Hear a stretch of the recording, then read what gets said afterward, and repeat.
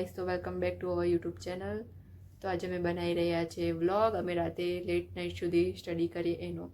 તો ચાલો અમે જોઈએ અમારી સ્ટડી કઈ રીતે અમે કરીએ છીએ। હજુ હું તો સ્ટડી કરવા માટે બેઠી નથી, બસ હવે હું અત્યારે સ્ટડી કરવા માટે બેસીશ। તમે જોઈ શકો છો આ છે અમારી દીપેક્ષાબેન, હજુ સુવા પડી છે, ને આ વનિતા જે ક્યારની સ્ટડી કરી રહી છે। તો અત્યારે વાગી ગયા છે અત્યારે 11:18, મતલબ ઓલમોસ્ટ 11:15 થઈ ગયા છે। Hello guys, welcome back to our YouTube channel. તો તમને ખબર પડી જ ગઈ હશે આજનો અમારો વ્લોગ શાની પર છે એ। તો હવે ઓલમોસ્ટ 11:15 જેવું અમે વાંચવા બેસી ગયા છે અને વનિતા પાણી ભરવા માટે બહાર ગઈ છે। વનિતા વાંચીને પહેલો બ્રેક લઈ રહી છે અને રીટા તો હજુ સુધી વાંચવા માટે જ નથી આવી। અમારી બોર્ડ્સની એક્ઝામ હવે ઓલમોસ્ટ એક જ મહિના પછી છે। કોઈ વાર તો ફીલ થાય છે કે શું જ કરીશું, ને કોઈ વાર તો કોઈ ટેન્શન પણ નથી હોતું। વાંચવાના સાથે સાથે કેટલી વાર અમે બધી ડિસ્કશન કરી રહીએ છીએ સ્ટડી રિલેટેડ, અને કેટલી વાર તો આખી વાંચવાનો ટાઈમ વાતોમાં જ જતો રહે છે। અમે બહુ જ ભૂખ લાગી રહી છે તો વિચારી રહ્યા છે કે ચાલો મેગી બનાવીએ, પણ એના માટે ગરમ પાણી આવશે તો જ અમારી મેગી બનશે। એટલે વિચારીએ દીપુને ગરમ પાણી આવે છે કે નહીં તે ચેક કરવા માટે મોકલીએ। પછી વિચાર આવ્યો કે થોડો વેટ કરી લઈએ, હમણાં રીટા આવશે જ, પણ રીટા તો કંઈ દેખાઈ ના। એટલે હવે વિચાર્યું કે હવે દીપેક્ષાને ઉઠાડીને એને મોકલવી જ પડશે પાણી ચેક કરવા માટે। એટલે હવે અમે એને ઉઠાડી રહ્યા છે। એ ઉઠે તો નહીં તો પણ અમે એને ઉઠાડીશું અને મોકલીશું। એ પહેલાં તો ના કે છે, પણ પછી અમે એને મોકલીશું જ, ને એ જાય છે હવે। અને ફાઇનલી એ આવી ગઈ છે કે હા આવે છે ગરમ પાણી, પણ થોડું ઓછું। અમે કીધું કે હરખું ચેક કરીને નથી આવતું, અમે કીધું પાછી જા અને થોડું પાણી જવા દે, તો એ કહે છે કે ના હું એકવાર જઈને આવી, હવે હું બીજી વાર નહીં જાઉં। તો પણ અમે કહે છે કે ના તારે જવું જ પડશે, તને ખબર તો છે કે મેગી બનાવવાની છે તો ગરમ પાણી કમ્પ્લીટ જોઈશે, તો થોડું પાણી જવા ના દે। હવે એને અમે પાછી મોકલીશું ને હવે એને જવું જ પડશે પાછું। તો એ પાછી જઈ રહી છે ચેક કરવા માટે કે હા ગરમ પાણી કમ્પ્લીટ આવે છે કે નહીં એ। ને આપણા રીટા દીદી વાંચવા આવી ગયા છે, પણ હવે શું ફાયદો, બહુ ભૂખ લાગી છે એટલે હવે અમે મેગી જ ઓલમોસ્ટ બનાવી રહીશું। તો હવે વેટ કરીએ કે દીપેક્ષા શું આવીને કહે છે। તો એ કહે છે કે હા આવે છે ગરમ પાણી, એટલે હવે અમારો વિચાર છે કે હવે અમે મેગી બનાવીએ। તો આ દીપેક્ષા વિડીયો જોતી જોતી એને એક ફની વિડીયો મળી જાય છે, તો એ અમને બતાવી રહી છે આ વિડીયો।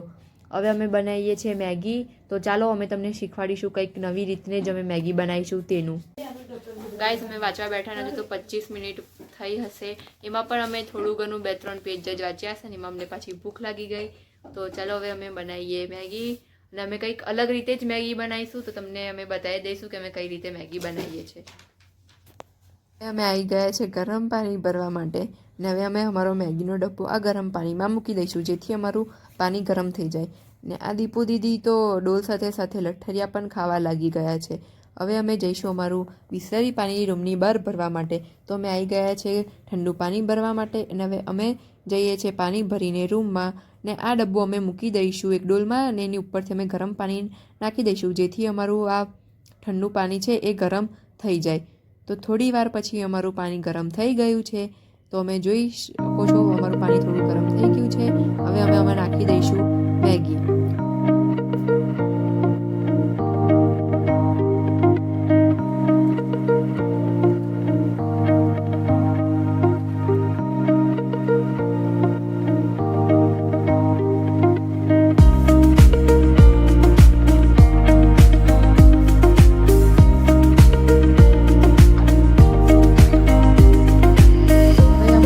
અમે ગરમ પાણીમાં મૂકી દીધી છે, એને 15-20 મિનિટ માટે રવા દઈશું, ને અમારો ફર્સ્ટ બ્રેક અહીં આગળ પતી જાય છે। હવે અમે ફરીથી વાંચવા બેસી ગયા છે, તો અમે વાંચીશું જ્યાં સુધી અમારી મેગી બને ત્યાં સુધી, ફરી પછી પાછા મેગી ખાઈશું। તો હવે મને તો બહુ જ ભૂખ લાગી છે, મારાથી મેગી બને એટલો પણ વેટ થાય એવું નથી, તો હું થોડું ખાઈ લઉં પછી પાછા ફરીથી વાંચવા બેસી જઈએ।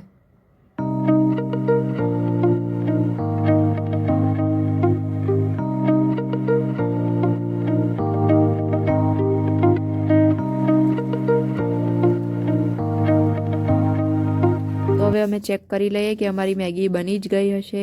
તો તમે જોઈ શકો છો અમારી મેગી મસ્ત 15-20 મિનિટમાં રેડી થઈ ગઈ છે। તો હવે આપણે બનાવીએ અંદરમાં મેગી મસાલો નાખીને, તો તમે જુઓ।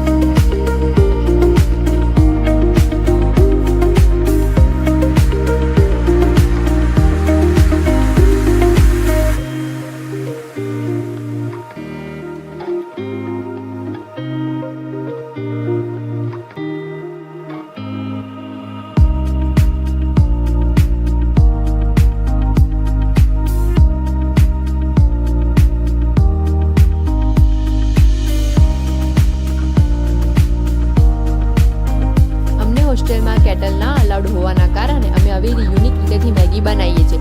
જો તમે પણ હોસ્ટેલમાં રહેતા હોય ને તમને પણ ઇલેક્ટ્રિક વસ્તુ અલાઉડ ના હોય તો તમે પણ આવી રીતે મેગી ટ્રાય કરી શકો છો યુનિક રીતે. મજા આવી જશે તમને પણ.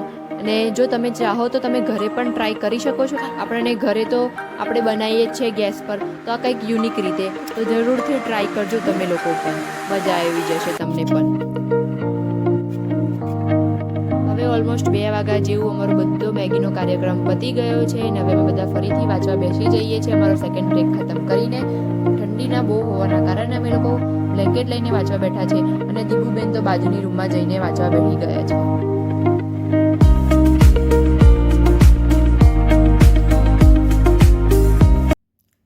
ગાઈસ, હવે હું સૂઈ જાઉં છું. મને હવે ખૂબ જ ઊંઘ આવી રહી છે. હવે મારાથી જગાય નહીં. અત્યારે વાગી ગયા છે 3:15 લગભગ, તમે જોઈ શકો છો. તો બસ હવે હું સૂઈ જાઉં છું. રીટા પણ 2:45 સૂઈ ગઈ હતી ને બસ હવે ખાલી વનિતા જાગીને વાંચે છે.